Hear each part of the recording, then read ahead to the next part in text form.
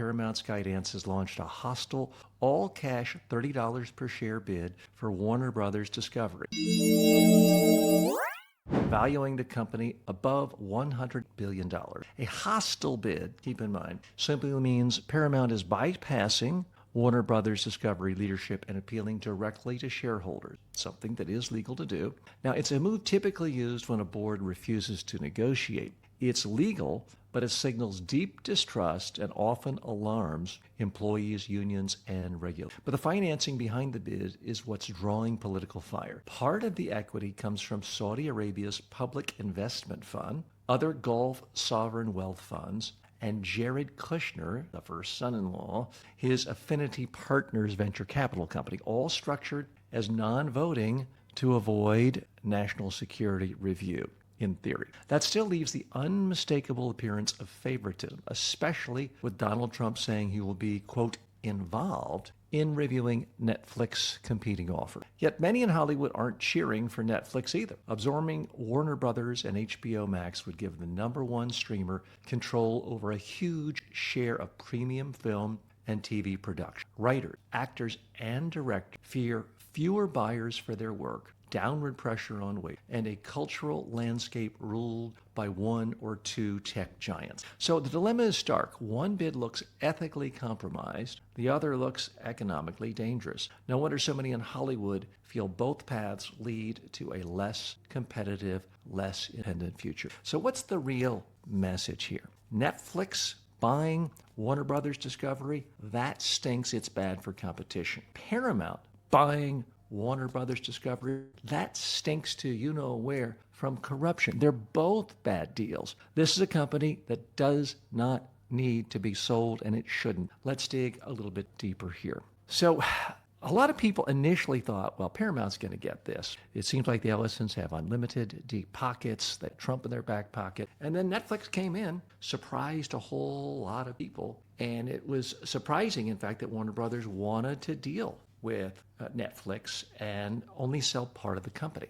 But it looked like that was a done deal. And then, oh no, Paramount came back with this hostile bid. Now, I would urge you to take a look at Tim Wu's column in the New York Times today. He was a high-ranking regulator in the Biden administration. For those of you who think all things Biden are bad, you might not want to read it. But for anyone who is a sane, sensible centrist, as I am, I think you have to take his arguments into consideration. From an antitrust standpoint, meaning from the perspective of what's good for consumers, neither one of these sense, because it is eliminating so much competition. Right now, if you've got a great idea for a fantastic TV show, The White Lotus, you can shop around. Shop around to HBO, around to Netflix, shop around to all sorts of people. But if Netflix owns HBO, guess what? A lot fewer potential buyers. And that means a real crunch writer star. It's going to mean less choice. Now, Tim Wu makes a brilliant point about how in the past, there was strong regulation to keep these companies separate, to keep them from gobbling up each other. So you had Disney doing one style of cartoon, and you had Warner Brothers doing Looney Tunes, something a little different out there.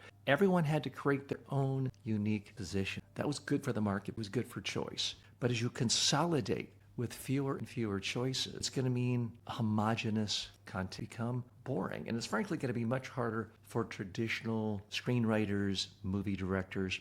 Now, it's easy for me to say, well, why doesn't everyone just do what I do? Camera, click, and you're on. You're on TikTok. You're on YouTube. Okay, but let's be real. If you are Martin Scorsese, can work with the most brilliant actors, screenwriters. Okay, maybe you're happy with a movie appearing on Netflix to be in the... That's a little different from... It just is. I understand you can watch YouTube on a 100-inch screen TV at home. I know I do. But still, there is the stamp of societal approval. So this is something big. This is a big cultural event that a major movie based on screen signal. Do we really want to make it harder for big movies to come out? You could make the case that they're basically faltering in the marketplace right now. If you look at all the major comedies and dramas that were released in September, October, November, in the United States this year, not a single one. So it's already drying. This will make it. So let's dive through the case here at the particulars. Now, Netflix, when news came out that Netflix was acquiring, and it was announced as if it were a completely done deal, well, regulators have to approve this. And in really normal time, you could make the case that Regulators would not approve this. It's too much concentration in the marketplace. But in these abnormal times we live in, you can also make it's unlikely to happen because Donald Trump has said he's going to be involved. And he's always thinking about how can I line my pocket? If Paramount buys it, that lines my pocket a couple ways. The old son-in-law makes more money. My fellow dictators in the Middle East make more money. And I potentially can get rid of critics on CNN, which in fact the Ellison boy essentially promised the Trump administration based on reporting from media. So that makes it very delicious in the eyes of the Trump to say, nope, we're not going to let Netflix acquire it. We're going to say Paramount can acquire it. Let's look at some more facts. Again, the Paramount offer is $30 cash. The Netflix offer is $72 billion. The Paramount is $108 billion, but it's not an apples comparison. Paramount wants CNN, everything. Netflix doesn't want to have anything to do with the CNN and some of the other cable property. Now, Hollywood fears Netflix dominance. If it absorbs HBO, that's essentially taking away completely one of the biggest buyers, not only of TV as a movie, but of the highest quality shows. Think The Sopranos, Curb Your Enthusiasm, Succession. Some of my very favorite shows are all made by the brains at HBO. Not quite the same things. Now, you got to give Netflix credit. They did House of Cards, also one of my favorite shows ever. But it's like anything else. If there's less competition, if you know, okay, I can greenlight this project on my own term, you have no place else to go, you're going to be a lot tighter with the dollar. And you have more incentive to play it because you're going to make money anyway. Now, Netflix claims zero planned layoffs. Well, you should take that with a grain of salt. Anytime one company is merging with another, you have to predict layoffs. Why else do they get more value than if each were separate? It doesn't make. When you look average amount of profit and revenue per employee Netflix has versus Warner Bros., I mean, there is no comparison. The Netflix company is wildly more significant. That's why their stock price is why they're such a valuable company. It's also why they would cut mass into the personnel at Warner Bros. Because no one wants to be less profitable per employee. That's simply not how publicly traded. Now, it should be pointed out that Warner Brothers previously rejected the same $30 a share offer. Paramount never got a reply from the CEO, David Zaslav, after they accepted the bid from Netflix. I got to tell you, this Zaslav guy is one of the most bizarrely overpaid executives, if not the most overpaid executive in the history of the world. This is a guy who's been paid hundreds and hundreds of millions of dollars to be the CEO of a company that has lost 60% of its stock price in the last. It's extraordinarily. He's a good political operator. He's a smooth talker. There's no doubt about that. But I think either company that takes over has got to get rid of this guy because, I mean, he apparently knows where the bodies are buried. He's been in cable TV, broadcast, streaming TV his entire life. But at some point, become a billionaire, which I'm assuming his net worth has to be close to that now if it isn't already. At the same time, your company has lost % of its value. Now, you can make fun of Mark Zuckerberg, Bezos, all you want, but a company from an idea in their head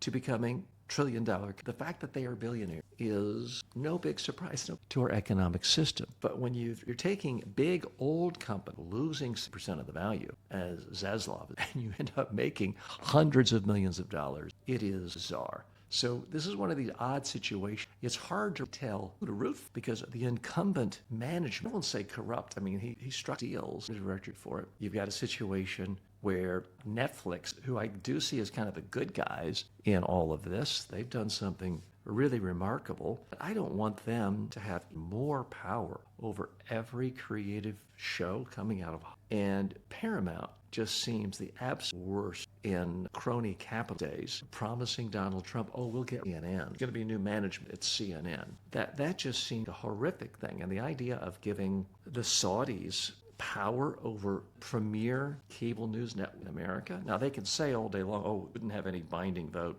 You know, once you start taking billions of dollars from people, I don't know about you. If someone gives me $1 billion, all of a sudden I'm going to be saying, yes, sir. How may I help you, sir? That's just human nature. So when you have Saudis who it's perfectly okay to saw up journalists, to give them keys or even part of these or even the backdoor key to the base to CNN, I think is profoundly troubling to say the